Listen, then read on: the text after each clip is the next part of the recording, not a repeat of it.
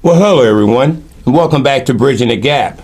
Before we go any further, I want to just quickly do a quick disclaimer and say that Bridging the Gap is a local producer here at PAC 14. We are not part of PAC 14, but we are very appreciative of PAC 14 allowing us to use their studio and, use their platform to bring forth information. The information we bring forth is not one that's going to be biased in any way, shape, or form, but we want to make sure people understand what's going on, whether it's in our community, whether it's in the government, wherever it is. We want to bring forth information. For those that watch the show and you know me as for who I am, myself, I am a conservative. But when I am here on Bridging the Gap, I'm representing everybody. So that means that whoever the guests are very important people to me, to Bridging the Gap, and it should be to you. Whether they believe how I believe, whether they are, whatever. People are people, and we are very appreciative of everyone that comes on here and spends some time talking. The difference between misinformation or disinformation and pure information is whether or not we're ready to bridge the gap to talk to people that we may not normally agree with. So with all that in mind, we hope you enjoy the show. Once again, Bridging the Gap.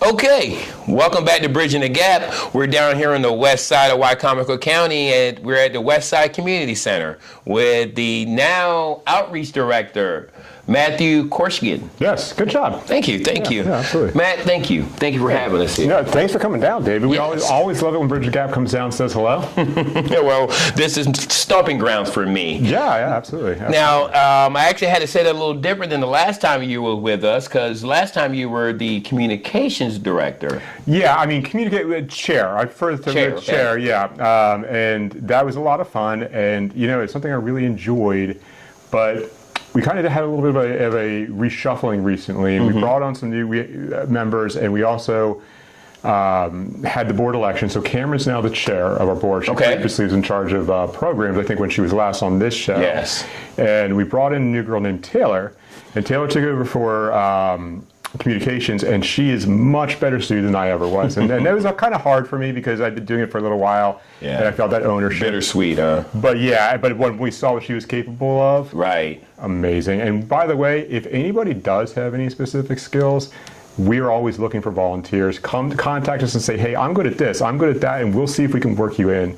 But and so WCNA is growing, and we're kind of moving in new directions, and we got a lot going on. But before we do talk about what we've got going on a little bit, was there anything you wanted to bring up by chance? Well, yes. Thank you for reminding me of that. Actually, I want to thank you and the board of Westside Neighborhood Alliance allowing us to actually, through Bridging the Gap, to hold a forum coming up here soon. And I need to be clear, too, as a representative of WCNA, this is a Bridging the Gap event. They are going to be in the Westside Community Center, so it is going to be through us in the sublease, but WCNA is not going to in any way. We're not what you call bipartisan, we're nonpartisan, and because we recognize the value in the candidates coming down here. Sure. But we run the risk of saying, people getting the wrong impression. We don't endorse any specific candidate, we don't endorse any specific party or campaign or anything, but we do endorse democracy, and we endorse people being able to come and meet the people and that small town setting. So when Bridging the Gap came to us and said, hey, we want to do an event with like a town hall, we said, hey, you know what? As long as both sides are represented and we're stepped back from it, sure, you guys go nuts. County has final approval on these things. But and as a personal side, I think this is very important, and I hope that a lot of our residents come out. David and Bridging the Gap are going to invite all the candidates that matter to our districts here. Absolutely. So you come out and meet them, and hopefully did you want to talk about it a little bit? Yeah, I feel like I'm plugging. Oh no, you're doing a great job of it. And like I'm saying, but WSA is definitely removed from this. So this is a Bridging the Gap thing. Sure. And I do again. This is actually the third town hall that Bridging the Gap has done on the West Side. We actually 4 years ago, before our now executive got in her place there, we had one over at the Westside Volunteer Fire Department, and then we had another one after the primaries at St. Mary's Episcopal. So this is actually our third one, and I really appreciate that you're allowing us to use this space. And yes, you do have hands off on it, and it is nonpartisan. We are going to be inviting anybody who actually has any impact on this area that's either running for or already elected, and that's coming from delegate. I mean, we were actually inviting delegates Cherie Sample Hughes, Delegate Chris Adams, and Delegate Tom Hutchinson, and maybe a couple other delegates here. But I know that they definitely impact this area, along with our county executive and the young man that's running against her. We're going to be also having Councilman James Wynn and Mr. Jim Atkins, who's running against him here, and the sheriff of the county, Sheriff Lewis, will be here, along with the young lady that's running against him, Mrs. Foley. And I'm hoping I'm not leaving anybody out, but Gene Malone from the school board. I think we can leave it at that. In every instance, everybody's being invited. Absolutely. But we're going to keep it to, or you are going to keep it to candidates that are like this area only. This Not area. Everybody running for council is for our district. That is correct. Oh, and then we do have a keynote speaker, which we're bringing in. We're bringing in the candidate that's running for governor, Dan Cox. He will be here, and we have also kind of extended the invite to the governor's office. And we know the governor's busy, but I'm pretty sure there'll be somebody from that office that's hanging around. We're excited by that. Now, here with Westside Neighborhood Alliance, when you first started off with communications, you were like, how many people were a part of your page there? Not too many, maybe 100 and so. I'm not really sure the exact number. And now? Well, we're over 600, and That's awesome. There's a lot of reasons for that. We've had a lot of people come in recently that are kind of newer and also have a bit of a broad reach. Michael Langford, for example. Yes, really good guy. When he came in with Art Night, our followers literally in 1 week jumped like 53, whereas normally it was maybe 4. That's awesome. And so we're starting to get kind of that more of a visibility, and as that grows, it's just been much faster. And we recently, what's really interesting, the community center actually has its own Facebook page. And a lot of people don't realize there's a separation there. And we used to post there a little bit, and there's kind of anyway, we're reconnected with that now. So soon we're going to be posting that, but that's still controlled by the county. So all the posts have to be run by them. Et cetera. But there was a little bit of confusion because there were older posts there and nobody was maintaining it. So people we have got that squared away. The community center's Facebook page but they are going to keep that separate from WSNA's Facebook page. Okay. Now, you said Art Night. Can you tell us a little bit about this Art Night? Yeah, Art Night was actually something kind of fun that happened somewhat organically. We've all talked about at the board about offering spaces for various things and whatnot, and we found Michael Langford, and what Mike does, or Michael, is he's very artistic-minded, obviously, and he believes very much in what we refer to as like a third space for adults. And as adults, the idea being, and I don't want to sound too, but that you don't have what you had when you were a child. You had work and you had home, but you don't have anywhere where you can be kind of independent of that. But as a child, you did, and that was very important. You had school and you had home, but you always had that third space, like whether or not your friends and you went down to somewhere or you went your hangout spot, right? And that's the idea, is that we could be free from all the stresses and all those problems and find a place where we can kind of be together, and everybody creates art together. And it's that art, that act of creation that's very cathartic, very fun, but it's not like we're sitting in a circle knitting, right? Well, there's nothing wrong with knitting. There's nothing wrong with that. Actually, we do have a group that meets called Fiber Friends. They're great. But in the sense that everybody's kind of working independently, but it's also very social. Wow. But there's no, I was a little, the first time we did it, I wasn't sure, and I came to check it out, and I wasn't sure that Michael was going to deliver on everything he said it would be, and he really surpassed my expectations. We are so happy with it, and we do it. It is the first and third Friday of every month, right here in the gym on the stage. It is free to attend. Donations accepted. And what time? It is at 6 o'clock to 8, I believe. Yeah, 6 to 8. I mean, it's kind of loose. Like, if we go a little later, it's fine. But and it's drop-in. There's no. If you can't get there at 6, great. Wow. Wow. Yeah. But anyway, and that's one of our new programs. Another one, if you don't mind. Sure, please, let us inform us. That we really wanted to hit. There's a couple, and the big one. I'll do the GED one first. Okay. We are launching a GED program. That's really excited big about it. Yeah, and it's huge. The idea is that education and people's quality of lives. When we talk about taking care of the community, these are the things that affect the community. People who are lower income. That's where poverty is where a lot of community problems come from. Crime, things like that. So the best way is not to go out there and dismantle the community and destroy it. Is to try to uplift people as much as possible. So we thought if one of the problems is if you're out here, and a lot of people out here, a lot of people don't realize our kids go to Bennett. So there's a lot of, it's hard to explain. A lot of times, if you're out here and you get into trouble or a bad place, there's not a lot of easy ways to re-elevate yourself. There's no public transport to get down to Warwick.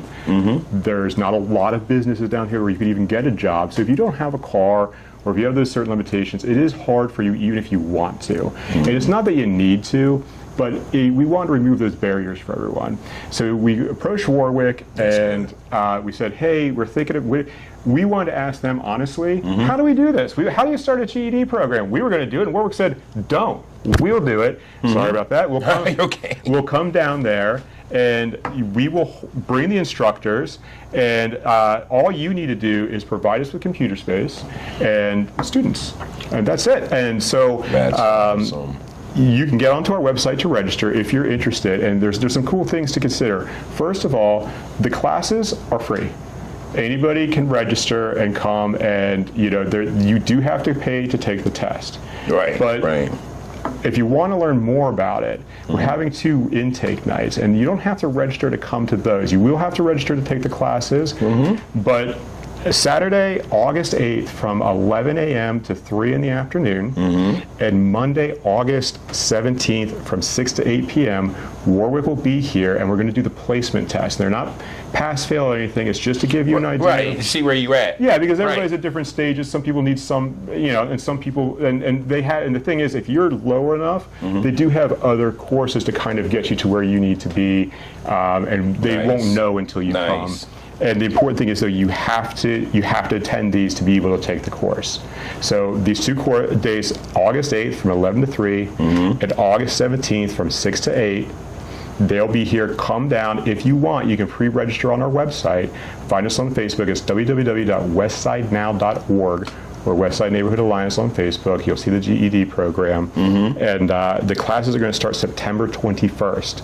It's going to be every Tuesday and Thursday from 6 to 8 p.m. And what our hope is this. If you're a Westside resident, and by the way, as an aside, we are crowdfunding for this. There is going to be costs involved. We don't have a computer lab. Where you are sitting right now, David, is hopefully the future home of the computer lab of the Westside Community Center, because we think that not only would the GED program help, but we have a lot of seniors in our community who may be a little disconnected. And and how about the kids? Yeah.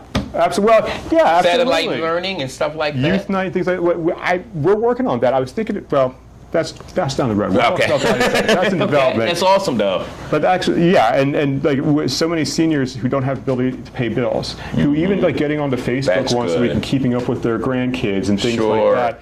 And we want to also be able to provide resources where they can learn anti-scamming and not be. They're a very vulnerable population, and we think a computer lab can help them as well. We have a GoFundMe going currently. If you go to our website, you can find it there, or you can find it on our Facebook, or just go to GoFundMe and type in Westside Neighborhood Alliance. There's only one. And what our hope is that we could also raise money for the cost of the test for Westside residents. So if you're a resident of the Westside, there you go. It will cost you nothing. You will have to get out to Warwick for the test itself, I believe. Are they having that here? I'm sorry. I'm being told by the producer it is being held here, which is great. So that means that there are no obstacles, but we need the community to rally around because this affects us all. This will affect the quality of life of everybody. A better educated community is a wealthier community. It'll help us all. So everybody has a role they can play. honestly, $150 donation, you just paid for a student to take the course and the test. Okay. If that's what you want, just $150, you can change a life. And thank you. You know, I was just thinking about, there's a lot of people who were born down here who kind of like made their living off the land. Some may not have finished school. There's actually a couple of rehabilitation houses. These things right here, this is great for this community. I mean, I'm excited because we look back 4+ years ago, something like that coming to the West Side wasn't even in the thought pattern. So West Side Neighborhood Alliance is making that happen. That's awesome. And people don't understand, I think, sometimes the struggles of people that live in these areas. You know, when I went to school, where I lived, it wasn't, you know, everybody has their different reasons for not finishing school, and has such a stigma because people think, oh, they were a bad kid or they weren't smart enough, whatever it is, but there's really a lot of different reasons. Some of them economic, some of them social, and people, you know, it's such a thing that you're holding yourself back so much because you're worried what other people think. We need to stop thinking that way and thinking and just helping the people that need the help. And not saying anything like, oh, you didn't finish high school, you know, you must be, and putting them in a specific box. And all sorts of people, all sorts of walks of life can use this. It's a community-wide need. Wow, that's awesome. So hopefully we'll get a lot of people to sign up. I think you can do a good job. Now, there's other programs you have here, but I want to take a quick break. When we come back, I want to talk about some of those kids programs you have. Yeah, I'd love to, absolutely. All right. This is Bridging the Gap. Stay with us.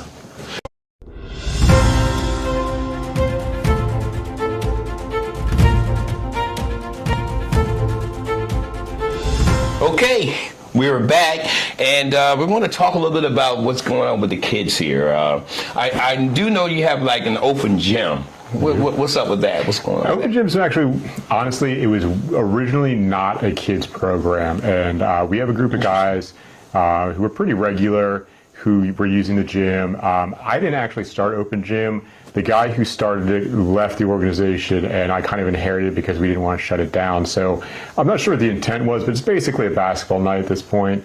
But in the warmer months, the guys don't really need the gym as much. It's an indoor gym. They like to play outside, so we were kind of looking what to do with it. Recently, we launched a youth night on Monday nights, and youth night's been a lot of fun. And you know, it's all part of this push. You know, we want to serve all of the community, so we have to have things for all. You know, and there's honestly not a ton of kids here, but the parents kept talking to us and saying that they used to come here for sports. They used to come here for, and it's a shame that the kids don't have that.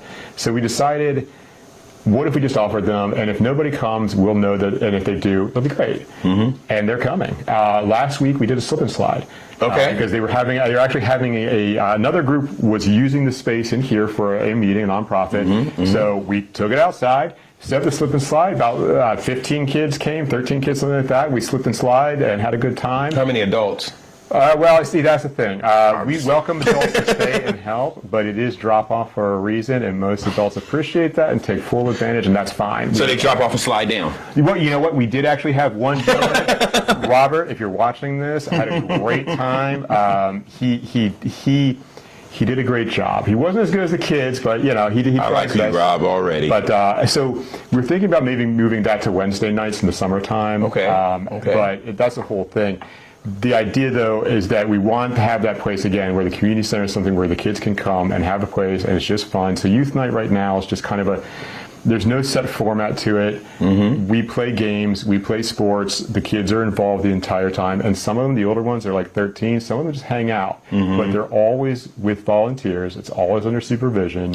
But at the same time, we don't want to constantly be on them saying, well, we're doing this now, we're doing this now. A little bit of independence. Yeah. But not too much. It's more of a social thing. As they grow, they're learning how to socialize, they're learning how to self-police and things like that. And they're also in a space where they're away from their parents and schools where they can feel safe to socialize with one another on a more personal level.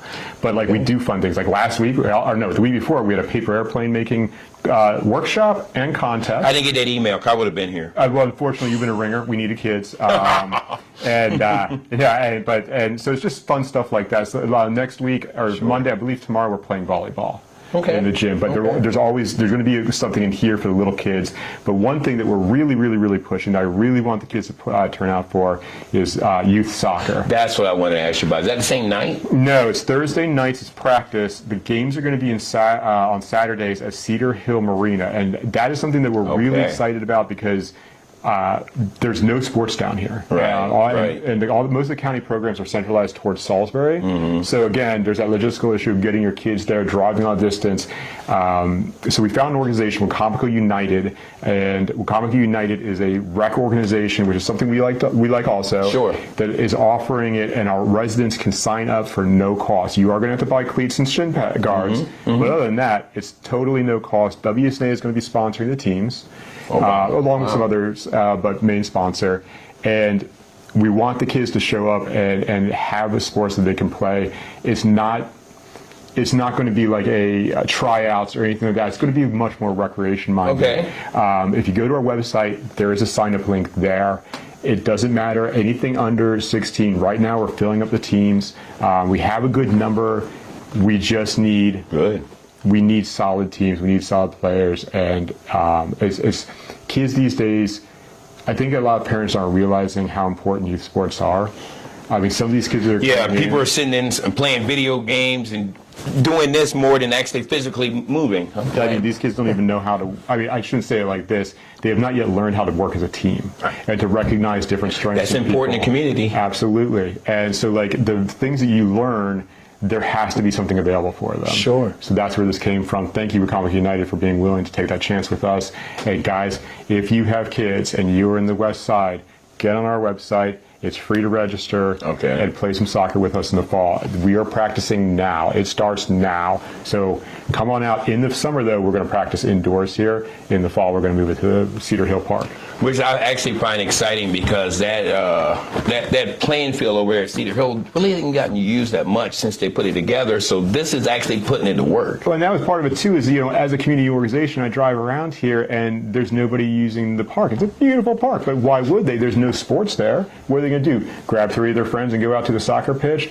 We need to help bring something for people to do, go to, and believe in. And so that's why it was so important for Wacomico United, because they brought that. They're an organization. It's not just WSNA trying to get this off the ground themselves.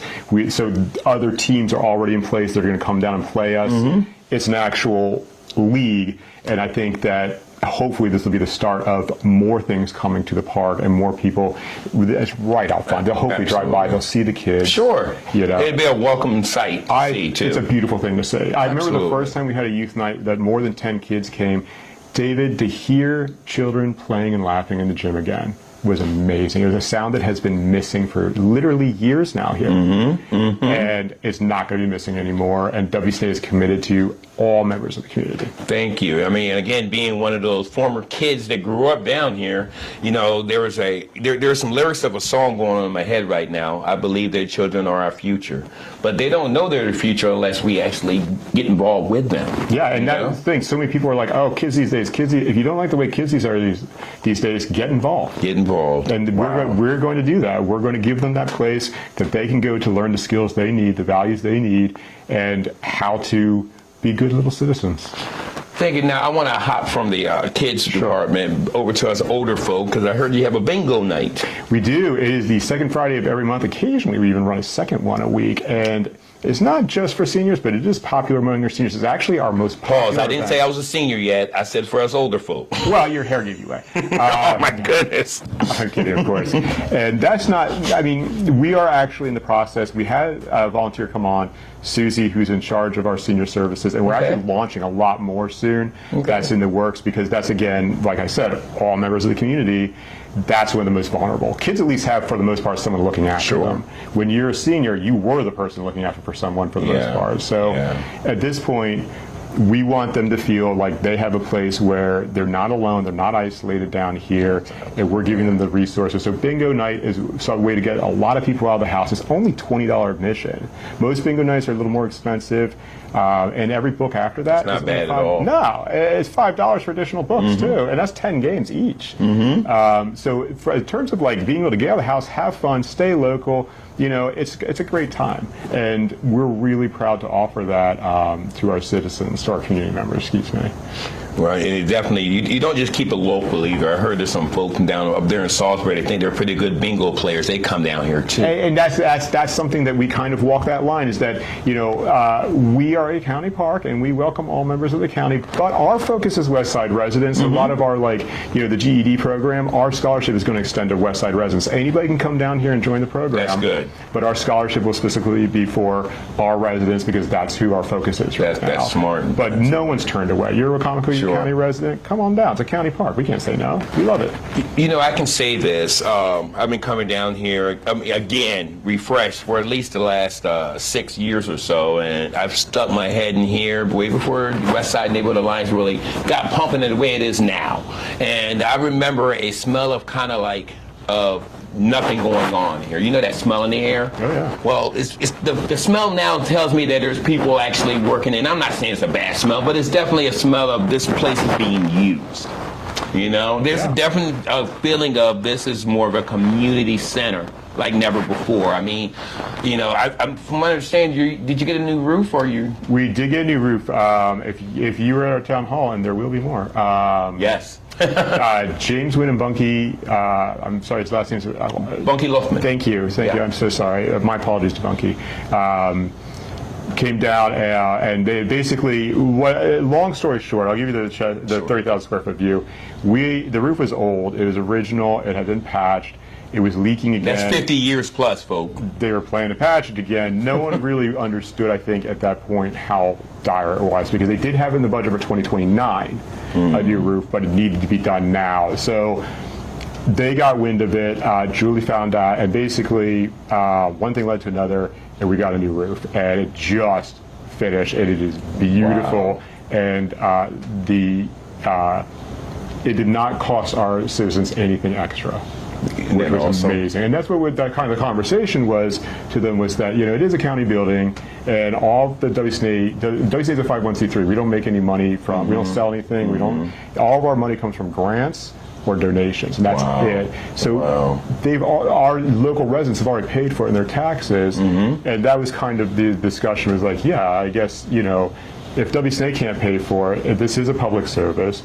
And so they saw this on 2029, moved it up immediately, found the money for it, and we got a roof. And it's really nice being able to be in an area and in part of a community where if you do need something like that, it's not, you know, there's no, what are you going to do for me? There's no, oh, I'm sorry, we're just going to have to raise taxes. You know, there's no, it was, hey guys, here's a need. Is for the community. We don't benefit from it necessarily financially, but the whole, and they're like, well, you do. Not financially though. Yeah, we Right, benefit absolutely. though. And so, like, we don't have any skin in the game, but like, and that they're so responsive that the council and everybody involved, Steve Miller and Parks and Rec, you know, Steve has always Steve been Miller's awesome at what he does. Great guy, and he believes very much in us, and he very much believes that was Steve was basically the savior of this place. This, you know, I want this community center to stay open, and having that kind of leadership, I mean, it's so refreshing, because it makes our job as WCNA, who's kind of, you know,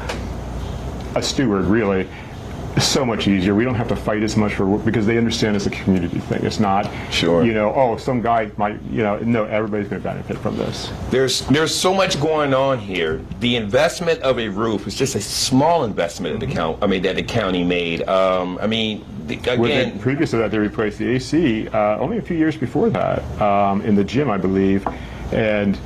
You know, you're right. They view it as an investment. They view absolutely. It as not, because a lot of places would view this as kind of like a money pit. Well, here's the thing about the West Side that I've learned in my little bit of working around this is, number one, a lot of people more people are moving into the West Side that are leaving. And with the addition of now a new state park and water and sewer moving down here, there's going to be a lot more kids. Yeah, absolutely. You know? Absolutely. And I mean... and we're trying to plan for that. Like one thing we told people is, maybe there's not as many kids right now because they're growing up and aging out. It's the future. There will be, especially with how the housing is down here. I can tell you, as someone who's 44 years old, a lot of 30 and 40-year-olds, new families, this is what they're looking for. They don't want a $400,000 or $500,000 house because they can't afford it. They've got kids, they've got entry-level jobs they just started, or things like that. They're so low in their journey. These are the areas, quiet areas, low crime areas. And we'd love to keep it that way. Yeah, and we kind of keep this place a little bit of a secret, and that's nice. But it is definitely going to grow, and we need to be prepared for it. We can't react to it. We have to be ready.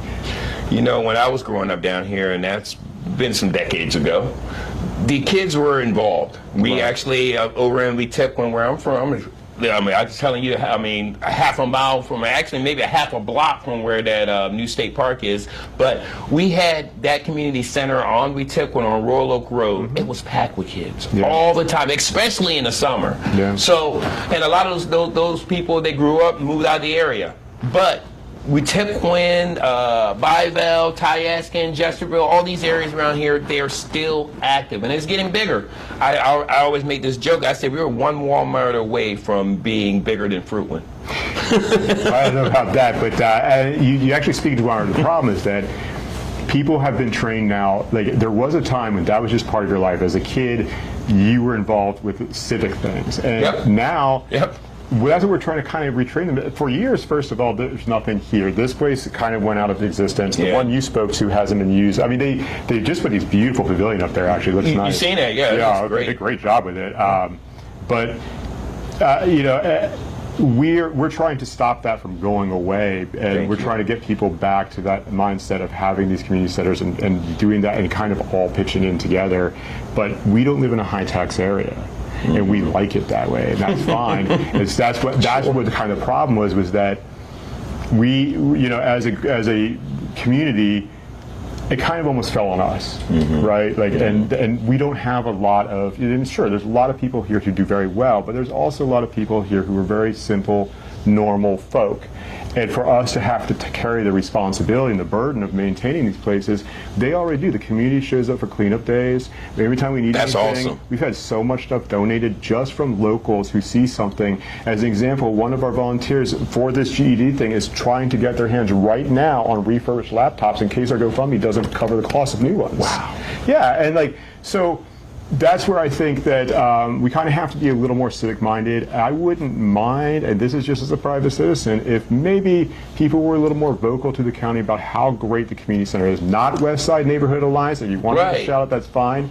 But go and talk to them about, hey, what are your plans long-term for this? And is there anything we can do to encourage more involvement one way or the other? And, you know, if you feel free to be a cheerleader for the West Side. Basically, because that's what I like to do. Yeah, exactly. We have a beautiful area, and we just need to maintain it. Now, can you kind of tell me, before we wrap up here, can you kind of take us through the procedure to donate? Because I think it's very important to help what's going on here. Well, it's important to know for some people don't realize too what a restricted donation is. If you want to donate just to youth soccer and you want to know your money is going to youth soccer, something you have to understand is WSNA is a 501c3, which means we do not make a profit. We are not intending to make a profit. Any money that is left over goes directly back into programs and services. No one takes a salary. No one. Like, instructors, if it's clearly like, you know, $10 for yoga, that goes straight to her.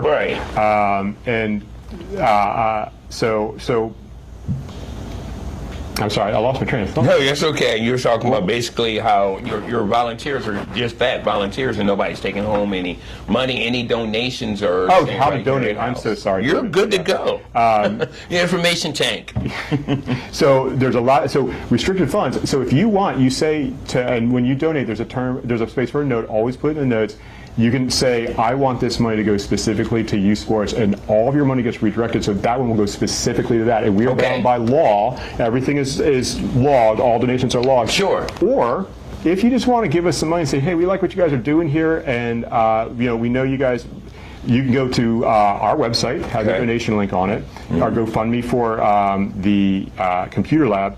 Now that would be something we have to use for the computer lab. So now, do you have a GoFundMe? You can go, if you want to go ahead and just quote what that GoFundMe is, if you know what it is. Actually, it's just under Westside Neighborhood Alliance. We are a registered 501c3. We're already a verified charity. So if you go to GoFundMe's website and find us, search for us, we're already there, and you can actually donate that way. Or and don't do this without talking to us. But if you wanted to start your own campaign for us, like you see people say on their birthdays, "Oh, I'm raising money for United United Way, or United Way didn't ask them to do that. You can go, if you're a verified charity, you can go on and do any campaign you want for a verified charity. The only thing is, because we're so small, we would ask that you run by us first, because we want to make sure that. Absolutely.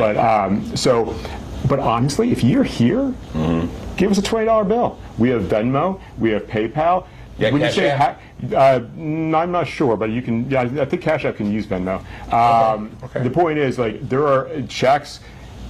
Aside from, I think, a credit card, really, there's no way to not donate. Your money spent here, and it's fine, and we really do appreciate it. I just want to say, I am shocked in a good way how much people have given.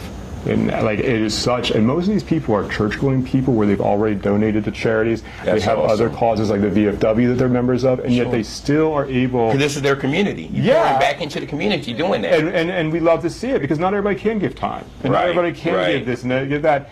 So if you need to give us, and every little bit helps. $1, great, thank you. $100, even better. And of course, obviously, we take care of all the tax stuff. You'll get a receipt, you'll get it, et cetera, et cetera, et cetera. So go on our website. There is a donation link there. Go to GoFundMe. Come to an event. Drop off cash. There's a lot of different ways to donate. And again, we're completely volunteer run. And every single penny goes back to programs and services. As an example, we had a cornhole tournament. Oh yes. How'd that go? It was great. It was kind of nice. It was. I was no good at that, but I should have came anyway. I had surgery for a double hernia the day before, so I was a little goofy, but everybody else seemed to have a good time. And so, like, that's what it is. Like, people love these things. It's not all learning, and it's not all fraud protection for seniors. Some of it's just barbecues. Some of it's just fun. And so, like, no matter what your reason is, there's something for everybody, and it all is based on grants and donations, and also help from the county, of course. Now, can you give us that website one more time for those that didn't catch it at the beginning? Sorry, yes, it's www.westsidenow.org. Or if you find Westside Neighborhood Alliance on Facebook, of course, it's linked there. And that's what I would recommend too. Facebook, we communicate on a lot. All of our up-to-minute, all of our weekly schedules, even like everything. So that's basically the best place to go right now if you want the information on what WSNA is up to, what we're doing.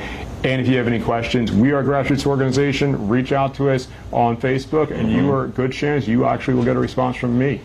Yeah. And he's always your information tank when you do get in touch with him. Yeah. I'm going to actually, during this segment, try to put out what's actually up to date and what's going on with Westside Neighborhood Alliance.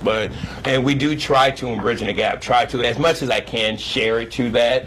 It's definitely so much going on down here, and I just appreciate we appreciate all that you're doing.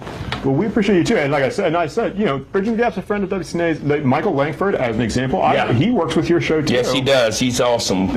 You know, and you were talking about Tyler. I mean, Tyler Jones is another one that works along with us. Tyler doesn't know yet, but we are going to stalk him for our youth sports programs. He is in our crosshairs. So. And look, I want to give a shout out also to Mark Carroll, who's been working with the soccer. Mark Carroll, Joe White, those two guys were absolutely crucial. I guess he started with Comic United. Those two, something like that. And they brought it here. I appreciate that. David, every Thursday, Mark came down here as a guest coach to get us running. Joe came down and painted the field himself at Cedar Hill. I mean, these guys absolutely believe in what they're doing, and they want the kids to have a great place. It's not like this isn't a money-making scheme for them. It's not to challenge the county's programs. It's literally to fill a need that they honestly believe in. And so, again, Mark Carroll and Joe White, thank them so much for everything they've done for youth sports, and hopefully that's just the start of that. Yeah, absolutely. And matter of fact, Mark Carroll, I've known him for years. He's always been community-oriented, though. He is, actually. He actually was talking to me about some stuff that they were looking at in Sharptown, and every single thing that he has spoken to me about, you know, I said to him, you've done so much, and people I don't think realize how much he's done behind the scenes for WCNA, because again, he is the commissioner of Sharptown. Joe White is running as a candidate, and we don't want anyone to feel like we're promoting them. Right, but you'll take the help. But we have to give the credit. Yeah, absolutely. You'll take the help. Yeah, and you know what? You should mention that again. I know I sound like a broken record, but if anybody wants to volunteer, something you need to know about WCNA is there are no requirements to for hours. There's no minimum hours. or anything like that, we would love your help with any of our programs, or if you want to bring a program, the board will consider whatever you want, and we would also invite you to be the volunteer who eventually takes over your own program. So we could really use the help, especially on youth night. A lot of kids. So My wife and I are looking into that. and if you know how to play soccer, I really don't. That I don't know how to. Yeah, and we would love coaches. Anybody who can come down, because these kids, I mean, it's like literally, I'm a chapter ahead of them every week. You know what I mean? Like, it's the blind leading the blind. We're working on it, but we're going to get smoked on the field right now. So, soccer guys, I'm looking at you, David, or come down here. Hey, there you go. Good friend of mine, too.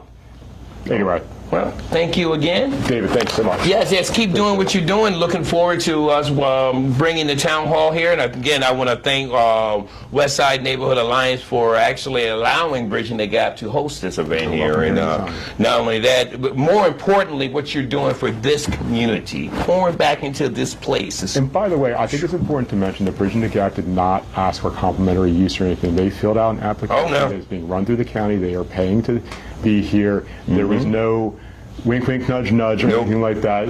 David is no discounts here. David is committed to making everything transparent.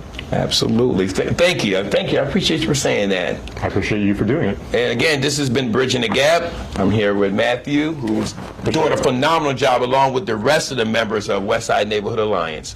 This is David James. Have a great one.